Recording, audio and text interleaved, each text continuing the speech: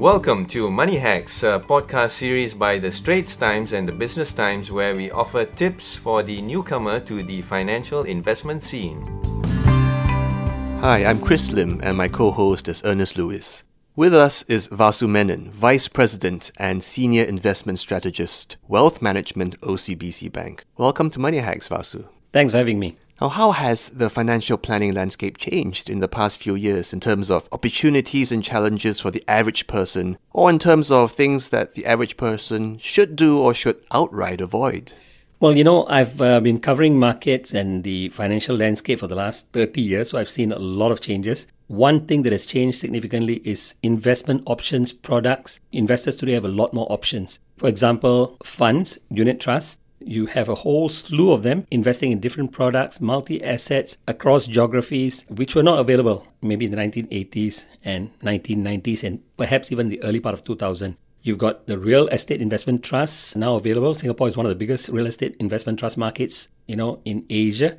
And a lot of other investment options available to investors. But at the same time, you also see, investment scams picking up in a big way. I think that's interesting because investors are also prepared to explore options. And the danger is, I think you got to make sure that you don't get involved in some of these scams, right? So I think make sure that, the provider of any product is registered with the MAS, has a good track record. I think those things are important and not to be caught up in the scams. So options have clearly improved significantly in the last 10, 15 years, but at the same time, it's also important investors don't get blindsided and they do their homework and research and, only go with, the providers that have credibility in the market.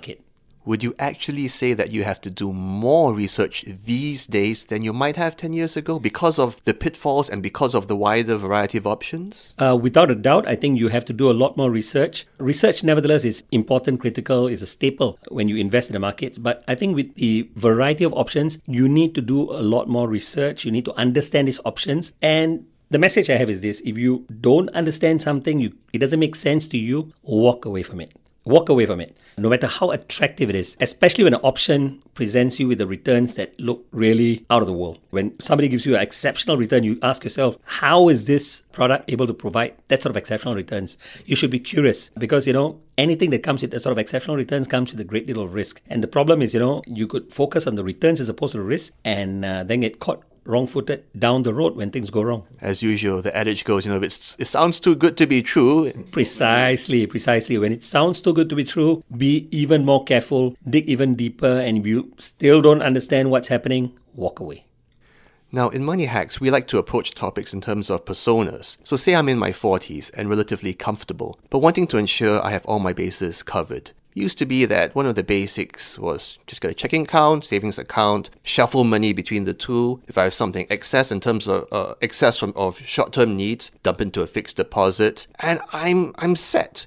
But these days, there's so many new options, like you mentioned. Even basics like a bank account. OCBC has the OCBC 360 with pretty decent interest rates. I can just have one bank account? Can I do that these days? Or do I have to do more? Because at my age, I'm into simplifying my life as much as possible. If I could just stick with one account or at most two, if I qualify for a premium banking tier, that would be great. I don't have to think more, That's true to some extent. You want to simplify things so that you can keep track. But my view is that, while there are attractive deposit accounts out there, sure, keep your excess money, put some of it into these accounts, but I would think that in order to beat inflation, you need to basically invest your money and not keep it idle in a bank. So while it's great to shuffle your money between the savings accounts and the fixed deposit accounts and accounts that give you high interest rate, I think you got to bear in mind that when you're in your 40s, you got to really start worrying and thinking about retirement planning more so than when you're in your 20s and 30s because it's really not that far away, right? And that means putting your money to work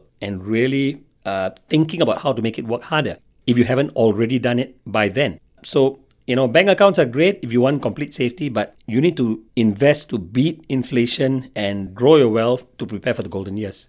All right, Chris, so you're in your 40s, you better stop doing this podcast now and start diversifying, not simplifying. But anyway, let's say, Vasu, I'm in my late 20s now or early 30s. Got a mortgage, maybe I have a car, 2 kids in school. Not a lot of extra cash because everything goes into that, tuition, Montessori and all that. But how am I going to find money to put aside for retirement or even start to figure out things like, university funds for the kids and all that later on? Well, I think you got to be brutally honest with yourself. There are no shortcuts. I wish I could give you a easy solution. I think step number one is keep a details of your income and expenses.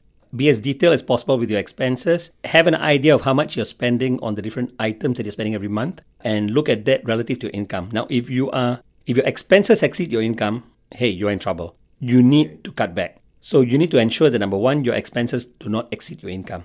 And number two is you need to ensure that whatever you save makes up about roughly 10, 15, 20% of your income, right? So essentially, I think you need to get that right. And if you are spending beyond your means, cut back.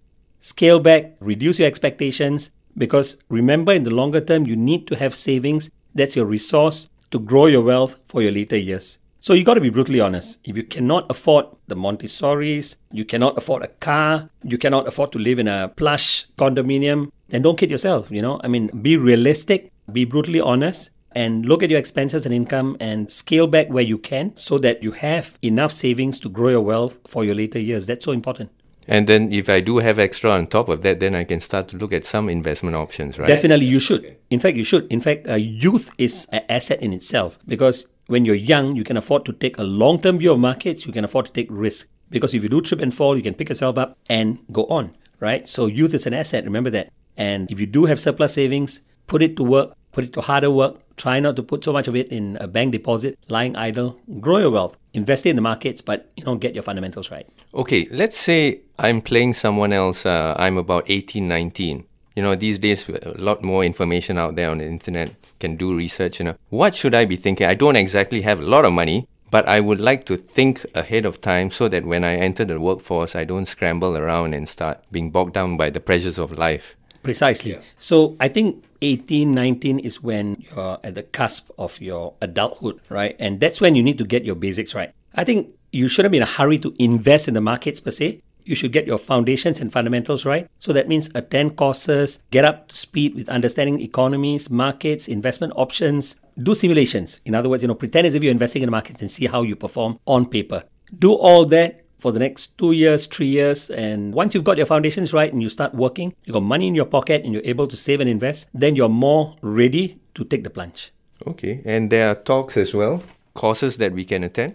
Of course, definitely. For example, the Security Investor Association of Singapore, they conduct courses. There are also other independent providers. So you need to attend these courses. And maybe even when you're pursuing your degree, take up something that helps you to understand the markets better, if that's something that interests you. But you need to get your fundamentals right. That's more important than just purely investing in the markets, because if you don't have solid fundamentals, you'll get things wrong and you'll keep tripping and falling for the rest of your life, and that's no fun. Give yourself the tools to start on the right foot. Precisely. Give yourself the tools. Thanks, Vasu, for being on the show. That brings us to the end of this episode of Money Hacks, where we help you make sense of trends and your finances. To find more podcast series, go to the Straits Times and the Business Times.